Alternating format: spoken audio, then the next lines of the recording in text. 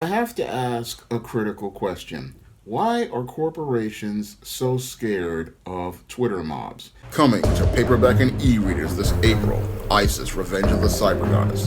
The goddess next door must take on the threat of a deadly digital diva driven to destroy the world in this action-packed all-new Isis series adventure. Get Isis: Revenge of the Cyber Goddess in paperback and e-readers this April. In this so-called cancel culture, you often hear the term Twitter mob. And this Twitter mob are a group of people who live on the website Twitter looking for something to be offended by.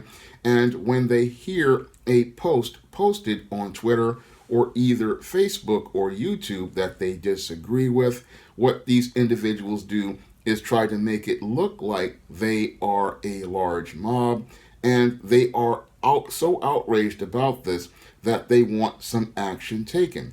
Now, when I take a critical examination of what people call these Twitter mobs who create this whole cancel culture, I see how many people are overreacting to this group of individuals. And I say that they're overreacting to this group of individuals because oftentimes these so called Twitter mobs aren't really a big group when you consider the scale and scope of the real world. Now, many people who go on the internet think that this Twitter mob is a large group of people, but when you compare it to the 8 billion people all across the globe, this handful of people who are a part of what people call the social media mobs are not a lot of people. And yes, while these people may be upset, they are not a significant part of the world or significant part of a population for people to really be taking them as seriously as many corporations are right now.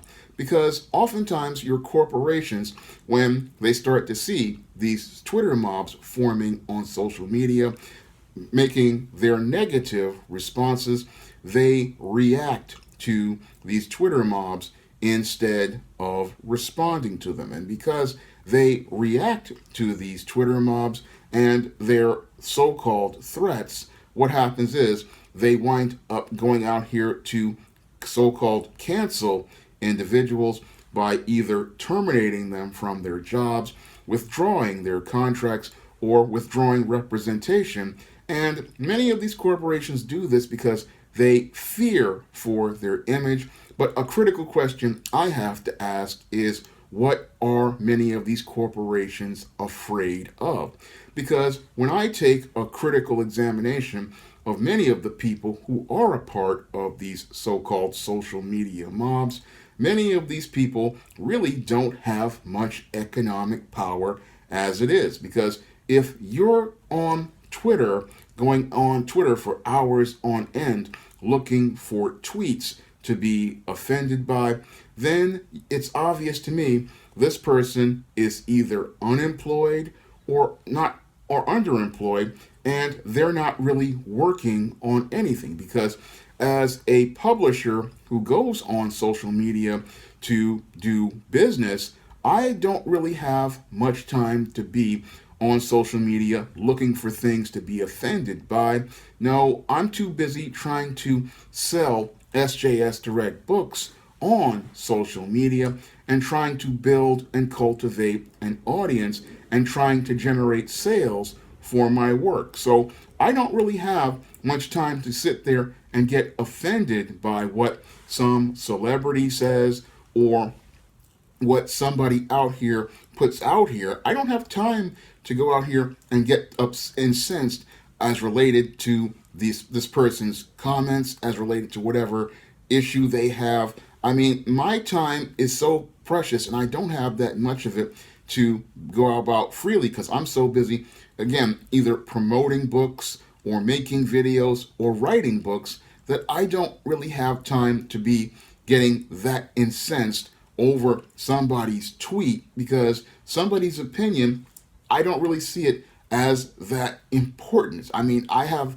too much in my day to do, and if you're sitting there on Twitter all day long looking for something to get offended by, then maybe this individual just has too much time on their hands, and maybe they need to go out here and find something constructive to do. Because if you are out here like I am, working and trying to build something, you don't have any time to sit here and fool around on Twitter reading the post of a celebrity who has so-called offended you.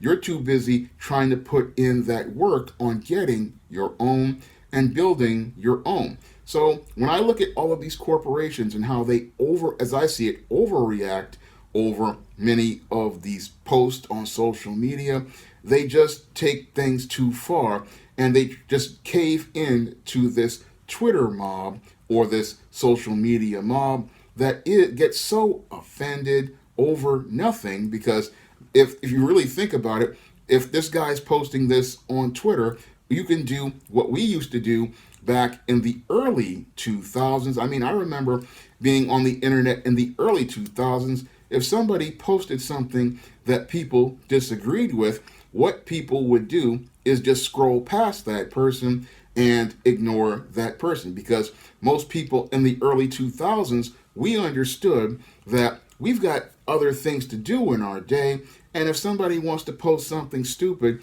we're not going to waste our time listening to whatever this individual has posted, because we've got other stuff to do in our day and we've got other goals we want to accomplish. And if we sit here and listen to this individual and their foolishness, we're going to be wasting time, which is the most precious thing of all. And what I see from the so-called Twitter mob types is that they waste a lot of their precious time on this website, and they're sitting there looking for something to be upset by, but in real life, there's nothing that should be upsetting you to that point. And most of these companies, as I see it, instead of them knee-jerking to these individuals, they need to take a more responsive approach, because many of these people who you're trying to react to, oftentimes, if they've got so much time that they're on this computer or on this cell phone all day long, scrolling down, looking for things to be upset by, then obviously this individual does not have a job, and this individual is not spending any money on your products. And that really shows based on what these Twitter mobs get upset, and how when they go out here, they're not the ones buying said products. They're not the ones supporting said products. And in some cases, I believe they're mad because they don't have any money to support said products. These are the people who get together and talk about how they want certain things, but at the end of the day, when many companies go out here and try to give said individuals said products, these are the people who never show up to buy said products. And that's something many corporate bosses really need to start thinking about. Many of these people who are a part of these so-called Twitter mobs, many of these people never show up to buy your products. They never show up to say a good word about your products, and they never show up to pick up anything at all. That when it comes down to many of them, they have a big mouth on social media. They're great big keyboard warriors, but these guys never put their money where their mouth is, and they're always talking, about canceling people. But the whole thing is, many of these people can't even pay their bills. They want to cancel people, I believe, in many cases, because they're jealous of the attention another individual is getting. They're jealous of the success another person has, and because they can't have that success by building something, they try to get infamy by tearing somebody down. So when I think about many of these Twitter mobs, these are people who they don't want to see anybody else have success, and they hate to see other people happy. So they want to make other people miserable in their company, and all they live to do is create a miserable environment. And that's what really kills a website, as I see it. And I've seen from the paradigm as related to MySpace, as related to AOL. These are the same types of people who become the trolls, who become the attention seekers, and the drama kings who drive artists and creative types like myself off of platforms and turn it into a wasteland of nothing more than negativity, hostility, and ongoing drama. And that's what's happening on your Twitter right now. I mean, I remember when that was a site where a lot of artists and a lot of writers and creative people would go on there to promote their work in 140 words or less. And now it's become a what people call an SJW platform filled with a lot of negativity and people looking to tear other people down and looking to go out here and try to cancel people, looking for nothing but drama and trouble. And that's when your website is on a state of decline, because from what I saw happen to MySpace and what I saw happen to AOL and Yahoo, once those people take over your platform is just about done, because the only people on there, all they are is about negativity, and all they're doing is looking for something to hate. And that's not a site most people want to come to, because when people go to a site where they want to socialize, like a message board or a forum, they want to talk about positive stuff, and they want to talk about stuff they enjoy. I mean, I remember when I would go to Wizard World and when I go to the Foosh right now, most of the guys there, they want to talk about toys and action figures and comics, and they go there to share their passions for these hobbies. And when the whole thing is, that's what makes that site generate foot traffic, because you can see and feel the positive energy from all those people. But when you go to a site like a Twitter or a Facebook these days, it's just nonstop negativity, nonstop drama. It's one toxic environment, and it's the type of place that people just don't want to come to, because you're walking on eggshells, and you're walking on eggshells because you don't know whether you're going to post something that's going to offend somebody. And you could post something as innocent as a picture, as a video of your children, and there'll be somebody there looking to tear it down. And that's what makes people not have incentive to want to come to these websites, because it's a toxic environment. And even though these people say, oh, we've got all these community guidelines to get rid of the people who so-called offend people, the problem is the people who go out here looking to be offended are the ones running the site, and they get offended over the least little thing, and they make everybody miserable on the platform because they're miserable about their lives. They're not happy with their lives. And the only way they can fight something is by forming this keyboard mob, and they create a keyboard mafia where they make the website almost untenable for the average everyday user. So when I really take that critical examination of these Twitter mobs, I just see a lot of people who are angry and frustrated about their real lives, and because they're angry and frustrated about the state of their real lives, they want to go out here and tear down the lives of others in cyberspace, and that's the only way they feel they have any sort of power.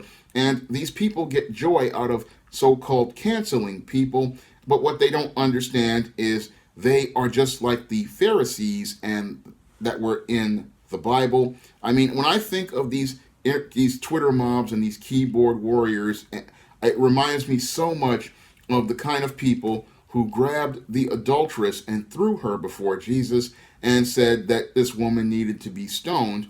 And Jesus, when he was on the earth, he decided, I'm not going to stone this woman because I am the one without sin, and I'm not going to cast the first stone against this woman.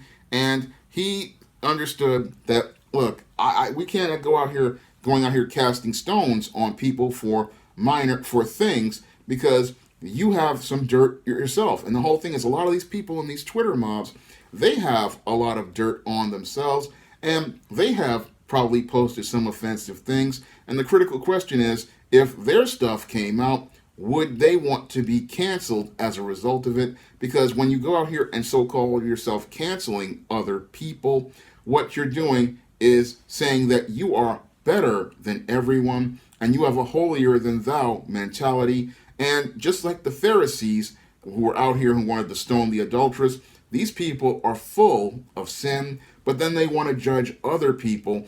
And that's what makes these Twitter mobs really, really dysfunctional, because you're sitting there looking for dirt to dig up on somebody. I mean, some of these people are so pathetic.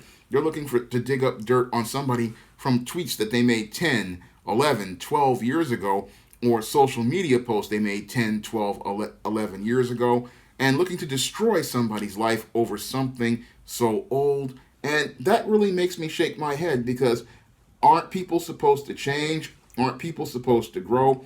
Aren't we supposed to be about giving people second chances?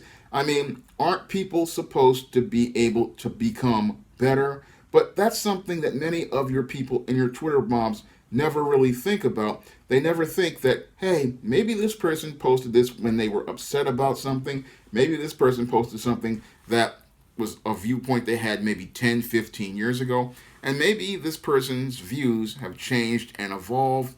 And maybe this isn't the same person that came about many years ago. Because I remember when I was in junior high school and I was getting harassed and bullied, I was getting into a lot of fights, and sometimes I would say things because I didn't know how to work with my emotions back then. And I remember when I was trying to rebuild my life, I was going to Park West High School, and a guy came up and started talking about all the stuff that I did in my past. And I said, back then it really hurt me to see that, because I was trying to start and move my life forward. And that's something sadly people can't do these days, because you have people out here who want to go and dig up all these old tweets and all these old statements and cost you career opportunities and cost you an ability to move forward. I mean, you can't do that, because individuals like this want to keep you in the past instead of focusing on building a better future. And that was one of the things that frustrated me about my time in Park West, is that I was trying to move my life forward, and here you have people still trying to keep me in the past of things that I did in junior high school, instead of seeing that I'm trying to move forward with my life and move it in a new direction. And this is the same type of mentality that many in the Twitter mobs have. They have this mindset of, I'm going to go back in your past, dig up your past, and use it against you. And we should never use somebody's past against them, because if somebody is trying to move their life forward and trying to move in a new direction, we shouldn't be digging up dirt on people and then forming some social media mob to lynch them over something they did 25, 30 years ago or 10, 15 years ago. I mean, this is absolutely ridiculous when I'm seeing people making these statements, oh, we want to take this guy's career, we want to take this guy's job. Again, this is misery in the face of company, and it's miserable people trying to make other people miserable. And this group that people think are so large is actually so small, because cyberspace is not the real world. And in the real world of 8 billion people, a Twitter mob is next to no one. And why should we cancel someone's career or somebody's opportunities to move their life forward over a small group of people being outraged and offended over some statement somebody made or some dirt somebody dug up from long ago? I mean, why should we try to take somebody's career away, somebody's job away, all over an opinion that they posted years ago, or something that somebody dug up years ago? And that's something many of these corporate bosses need to really think about, because your image is not going to be harmed by something somebody said years ago. It's going to be harmed because these keyboard warriors who are out here who have no job and no income, most of these keyboard warriors to get your best people fired and take away your opportunities to make money. Many of these same people who are out here complaining all the time, many of these people are not spending money as related to your company and your brand, and that's going to hurt your bottom line, because these people really don't have anything, and all they do is live to tear other people down and tear down anything other people try to build. And that's something people need to think about as related to this social media, because you have a lot of antisocial types on these social media platforms. And many of these antisocial types, they just live to make other people miserable, and they live to tear other people apart, and they just look for negative things all day long to complain about, and they look to things to create drama about, because these people cannot generate any sort of draw for themselves, because they are either too insecure to go out here and develop their talents, or they're no talents at all. So they get out here and they become part of a Twitter mob because it's the only thing that makes them feel some sort of value, and the only way that they can generate any sort of attention, because they cannot go out here and do it like a guy like I can by writing a book or making a video. These people have no talent whatsoever, so they get on these platforms looking for people to tear down, and they know that if I can tear somebody down, they can get some sort of self-worth out of that. But what value does it have when you destroy somebody else? I mean, if you're not out here building something, then something is wrong with you, because everybody should want to build something and have something that they accomplish. And what kind of accomplishment is it if you're destroying other people? That's another critical question I want to ask many of these people who think that, oh, being a part of a Twitter mob is something. I mean, I can think of better things to do in my day than being part of some Twitter mob, or even being on these social media sites all the time. I mean, I would find other things to do. If my books were selling a lot and I had the word of mouth, I would not be on social media all day trying to promote. I mean, and that's all I do most for part of my day, but I wouldn't even be there that much, because to me, life in the real world is far more of a priority than life in the virtual world. And many people need to get real about these Twitter mobs, because the virtual world of social media is not the real world,